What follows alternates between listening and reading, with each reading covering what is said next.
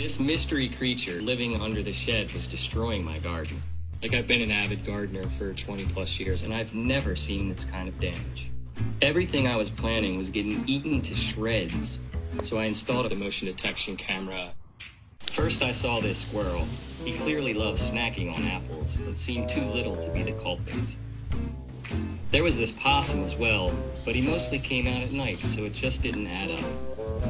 And one day, bang, that's when I saw that it was Chunk. He looked straight into the camera like he was saying, "Yeah, I'm here, I'm eating your garden, what are you gonna do about it? Thanks for the food." At first I was a little upset. I would build a fence really high, I would put logs and wood and stuff underneath. Nothing I did worked. You're so used to seeing Chunk pop up in the camera, you're like, oh, hey, there he is again. And then it was like, what? There's two of them. He has a girlfriend? They were in the camera at the same time, and they were acting identical. It was like synchronized chewing. It was like, wow, the one was causing all these problems. Now I got two. And no matter what I did, they were always like a step ahead. The whole day, they're just plotting and planning a way to get it. That's all they do, is wake up and eat. Eventually, after seeing them in the camera and how awesome they are, I was like, well, I'll give them their own garden. They went into hibernation in November last year, but this year the plan was to have the garden ready for them when they wake up. I started my garden and I secured it to where they wouldn't get in, and then I started their patch as well. And it takes a lot to plant the garden. This year was extra tough because I did two gardens, so I had to figure out what they loved the most.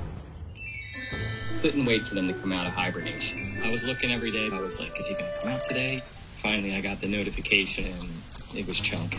And then Nibbles came out. We started to see heats on Nibbles, so we were like, ooh, maybe we have a baby.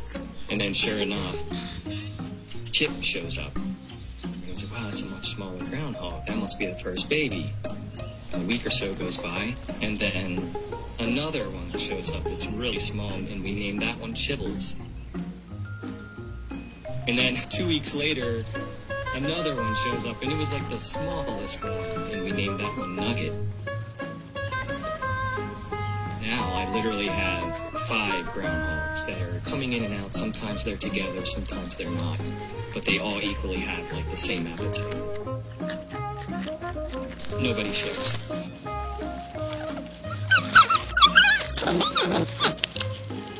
Chunk and Nibbles don't even share amongst themselves. Nibbles, the mother, eating, and Nugget's like, can I have some? And Nibbles is like, nah, I'm eating. They're just trying to survive, just trying to make it out there in the wild. If I can do a job to protect them and keep them safe and prolong their life, I'm all for it. I'm just the gardener here, and they're the wildlife that enjoys it. I'm thinking next year there could be 6, 7, 8 babies.